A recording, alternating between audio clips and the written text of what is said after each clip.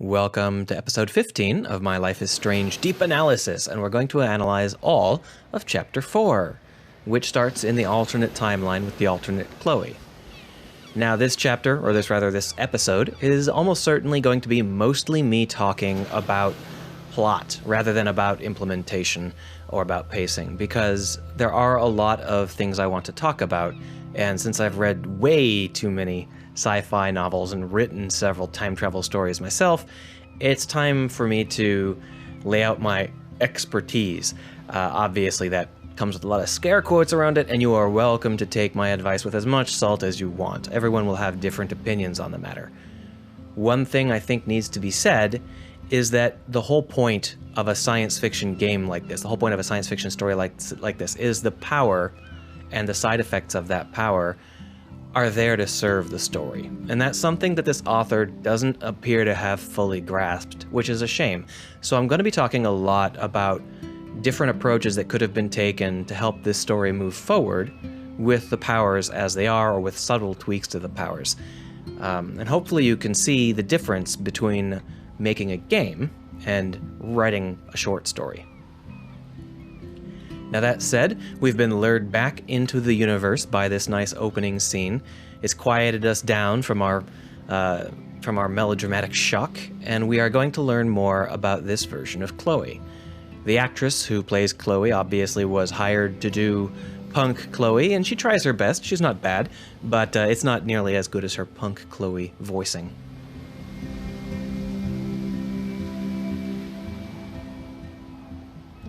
It's weird hanging out with you again. I know. I'm glad we are, though. It was nice that you sent me actual letters. It's more than any of my other friends have done. And you even wrote on that cool parchment paper. It's so Max. So pretentious. But I love writing on it like an English poet.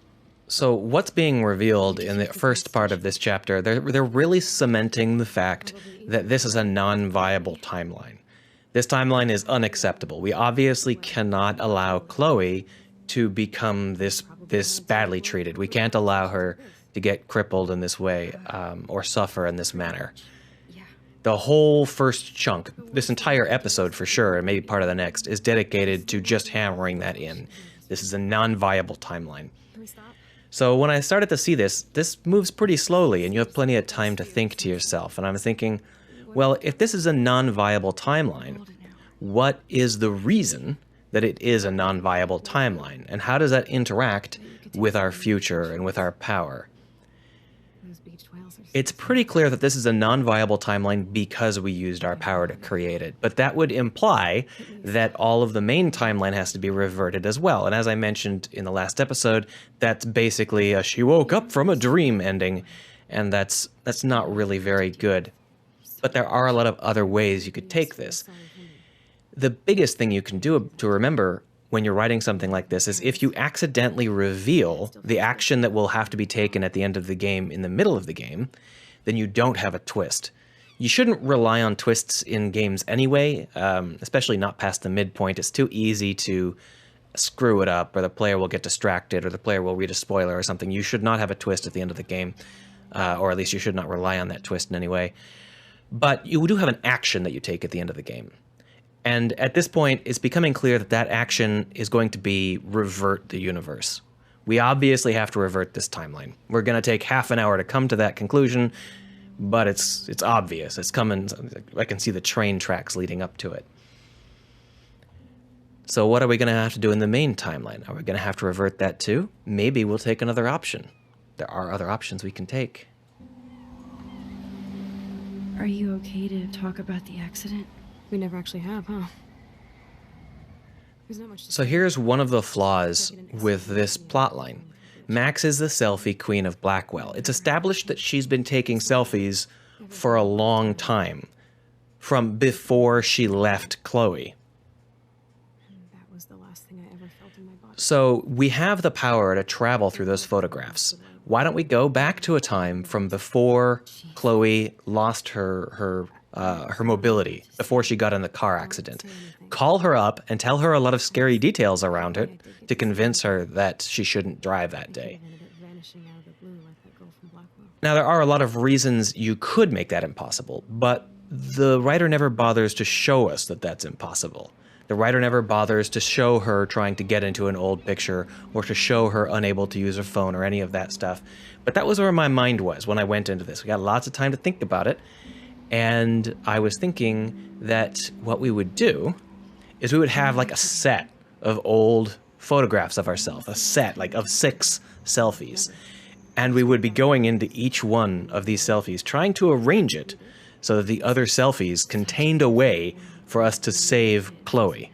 And each time we did it, things might get a little bit more tense and a little bit worse. And sure, we're saving Chloe, but we're causing so much catastrophic damage. We've got too many balls in the air. Do you think so? I haven't kept up with the details. Unfortunately, that's not what happens. That would have been really amazing, in my opinion. It would have shown you falling into your power. It would have shown you breaking down and becoming obsessed. It would show you falling from what the game considers to be grace. That would have been really powerful. I would have loved to see that. See you more. That was wrong. Now, I laid that out pretty fast, but we do have roughly another half hour at least of game. You're doing awesome. It's along the lines of this. And so I didn't think of it that fast. I was just sort of mulling it over time. It is hella cold out here. Hella? I hate that word, no offense. None taken. So here we're establishing that Chloe is a different Chloe. She never got any of her punk tendencies. And instead she is just a very nice girl with a serious physical disability. In fact, it's not even a serious physical disability. It's killing her, and she'll be dead in a couple of weeks. A spoiler alert, I guess. But that is the expected plotline. When something horrible and catastrophic happens in a time travel movie, it's always just bad. You know, it's coming to a head when you get there, and it's at its absolute worst, and you're like, oh no, I have to live through this. My own hubris brought us here.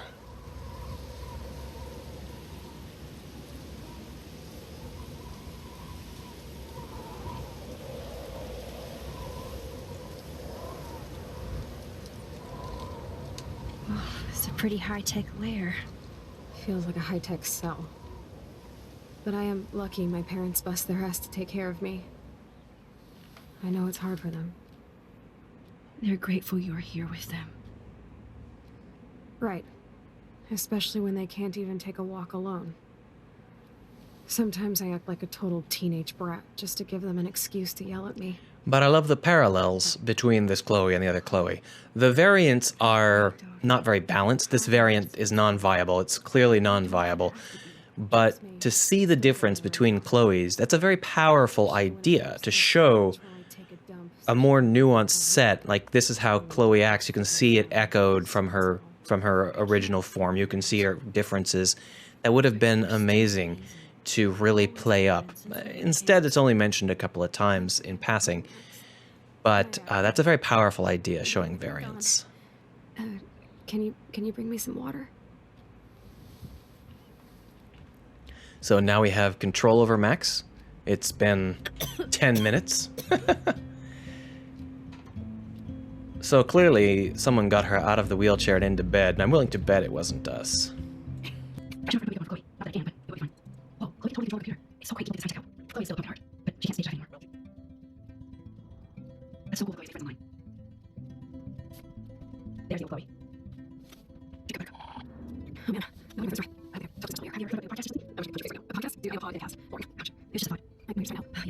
So these scenes would have been very powerful and touching if the plot had been able to support them.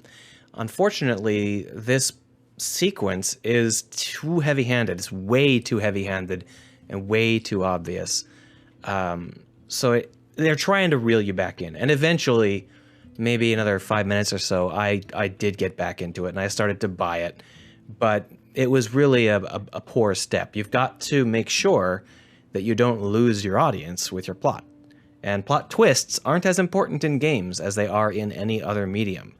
So really, don't Don't do heavy plot twists unless you are super sure that they are going to rock the planet. What do you remember about us as kids? I like We that all phrase, have though. different memories. I think about us. Me too, but we're still pirates in our own way. You have me. I'm not leaving Chloe. I know I wasn't around much. No excuses. I'm a loser. But I am trying to make it right. How? Take it. I'm not trying to give you. That's what I'm for. They love you so much. I know. I think Josie and Liam are incredible. Max, the accent is so hard. Our mission sucks and the goals are insane. I bet. This tech must be crazy expensive. And here they're still hammering in the idea that this is a non-viable timeline, an unsalvageable timeline. Is it worth it? Chloe, you're priceless. And they've implied that it's because you used your power, because they're not letting you use your power to fix it. That's why I love you. Of course, I know a geek when I be one. See, I'm practically a human entertainment system. It would be sweet to chill out together and watch a movie like when you'd spend the night at my house. What do you want to watch? I think I'm in like a mellow Blade Runner mood. I always cry at the end. Plus, you know I always wanted to have cool colored bangs like Pris. I know. You would look incredible with blue hair. See, this writing is really solid. I wanted to see a lot more from this writer in terms of handling the dialogue sequences and maybe even some of the pacing issues, but it's clear that he needed a scenario writer, and it becomes more and more clear with each passing chunk of game.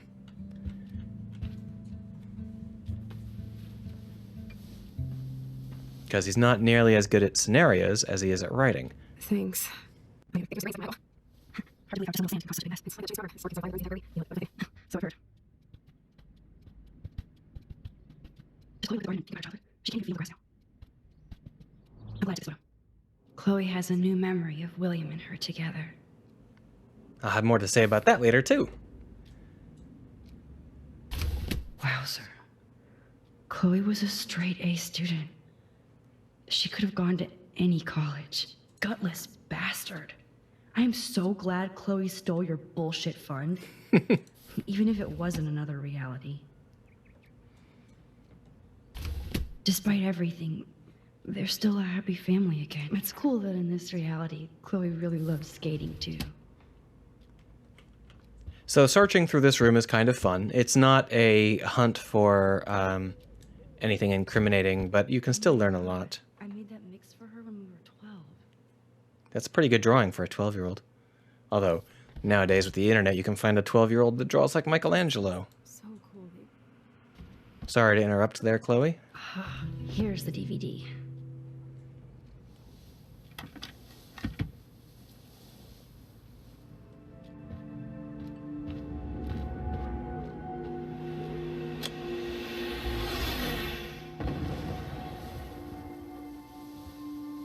Those are pretty convincing Blade Runner colors, I guess. At the beginning of the movie with that red city and the plumes. I don't know why it's suddenly blue. I don't remember that.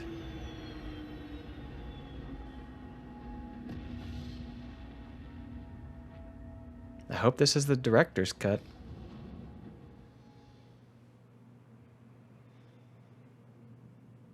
"3 years," he said.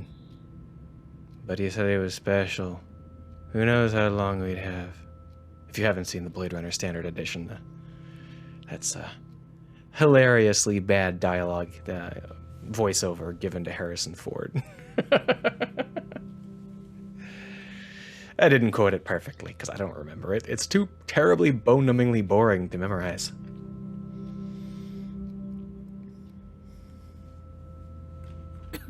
But it does have a pretty good relationship to Chloe and Max. The use of Blade Runner is pretty inspired. It could have been hammered much, much harder, but I guess they didn't want to risk any sort of copyright infringement. With me. And Blade Runner is a pretty dreamy movie to watch at night. And I've seen it 400 Do times. you think Deckard is a replicant? Yes, he's a replicant. Sorry, I can see you're not wide awake. So, like me. this wake-up scene is actually pretty good. sorry, Now, this has been a crashed lot so of dialogue over the past 15 minutes or so. I probably would have gone for an in media res solution, like starting here. Oh, I changed timelines, and instead of being in the campus, I am suddenly waking up here. I think that might have gone a little bit better and been a little bit less jarring and more believable. But overall, the dialogue is pretty good in this particular part of the chapter. It's just, it never ends. It goes on and on and on. When we were little pirates, jumping and running through the forests again, it meant a lot to me just to chill out with you and bullshit. Fuck. I'm getting my regular head pains. Can you, pretty please, go upstairs and get my morphine injector in the bathroom? Morphine injector? It's total Star Trek shit. You can't even see the needle. Seriously, I need it. My parents keep the swag upstairs because they think I can't get to it. But you can, Max. Like a pirate, right? I'm on it, Chloe. So we're coming into the latter section of this particular part of the chapter, and I think we're going to go ahead and try and push through it entirely in one episode of analysis. Not the whole chapter, just this first part. So we are now free to wander around. This is just for Chloe's And it's become clear that as we wander around and look at things, it's more and more clear that these folks are in even more trouble than the Price family is in the other reality. It's the same group. Oh, we got mail from alternate Victoria. I like alternate Victoria quite a bit. She's a lot more nervous than mainstream Victoria, mainline Victoria. But we get little hints from everyone here. Aside from Chloe, we are doing really, really well with everyone. Even frigging Nathan.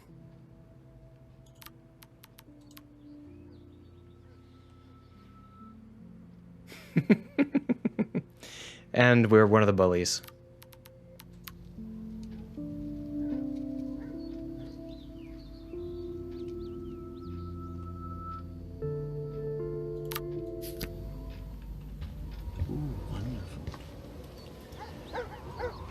The house looks so great.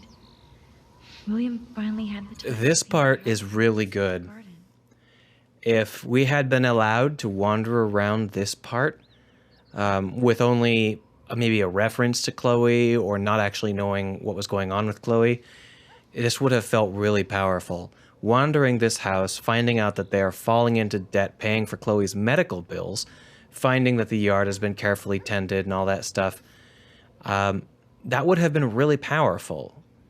And we could have learned that Chloe was in desperate trouble without the melodrama that derailed it for half an hour for me. That said, we can also see that everything that happened wrong with the other reality is happening here as well, but not to any greater extent. This reality isn't more broken than our old reality. It's just as broken. Maybe the other reality doesn't have whales. I don't think we know that yet. It does have whales. So interesting that our power doesn't seem to break things any worse depending on the reality we're in. It's almost like when we use our power, all realities get worse. You could see it from her room. Chloe. Which is another plot problem because, if you want to revert something and it just makes things worse when you do, that's no good. Now this part I do like. Oh man, the swing is gone now. It must have been sad for Chloe when William took it down. Now, if you don't remember, the swing set here is where Max sat and talked about how she and Chloe wanted to fly, and how she would get scared of flying, so she'd always get off, but Chloe would always go for broke and jump off and fly. So it's a very powerful sentiment that now that's missing, and that is yet another very clear symbol that this is a non-viable reality. Chloe's wings have been clipped.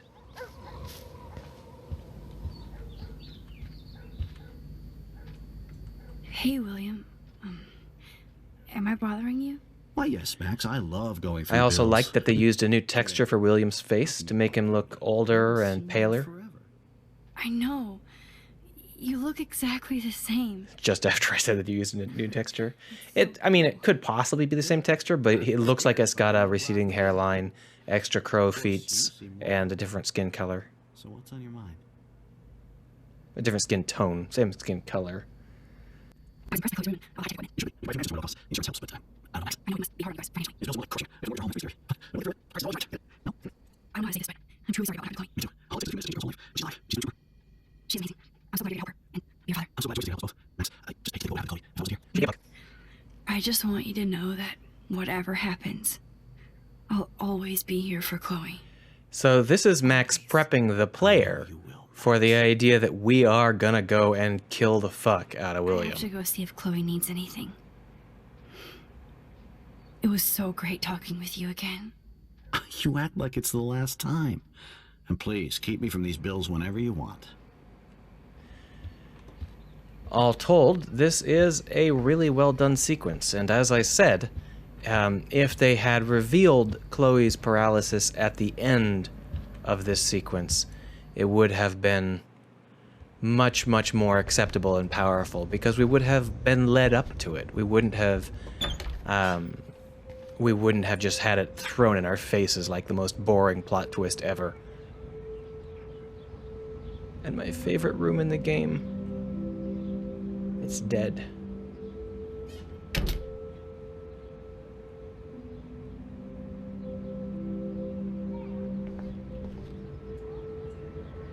Too bad Joyce and William can't get any help from the Prescott Foundation.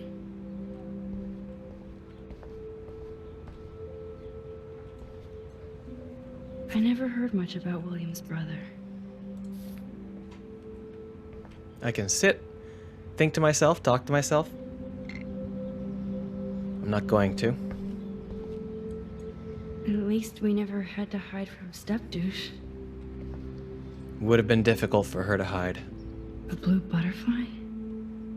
I'm sure this is a total coincidence. Yeah, it's a heavy-handed attempt to make the blue butterfly symbol mean something, even though it's not put together in any way that actually turns out to mean anything. If we were going to go with the chaos theory or the butterfly effect as a core part of our story, there would have been a lot of really cool ways to tell that story, because it involves making changes and then seeing how the outcome changes.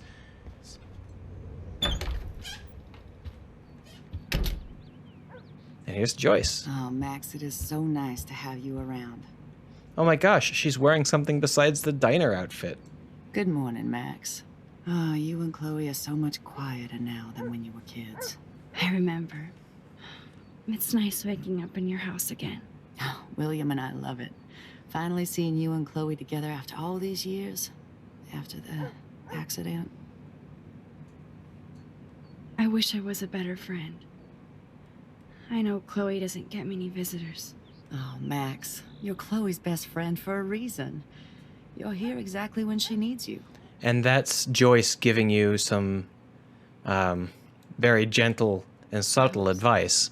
I'm not even sure whether the writers intended that to be advice. Take care of her.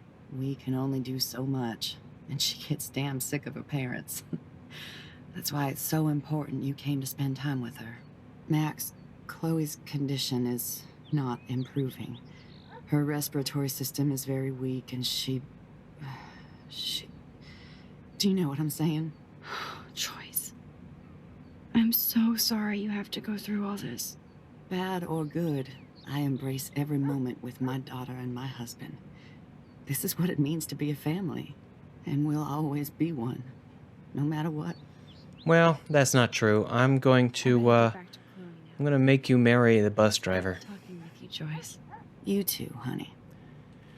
So I'm taking this pretty lightly, and I'm talking about it in a pretty light way. But this is a very somber set of scenes, and there's no mistake that it is a fairly powerful set of scenes.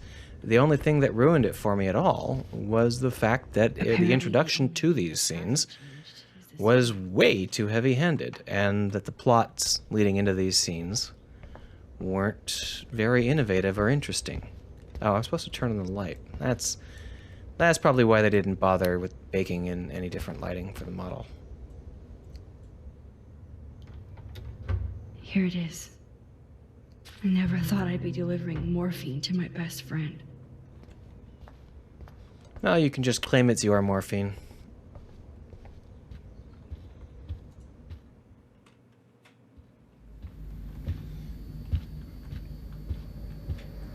Oh, terrific.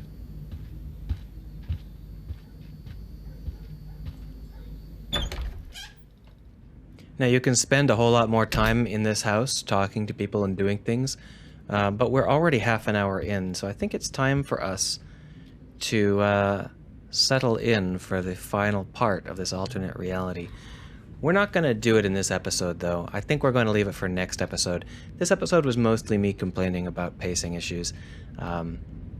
Next episode, we're going to talk about some alternate methods that could have been used in the upcoming scene.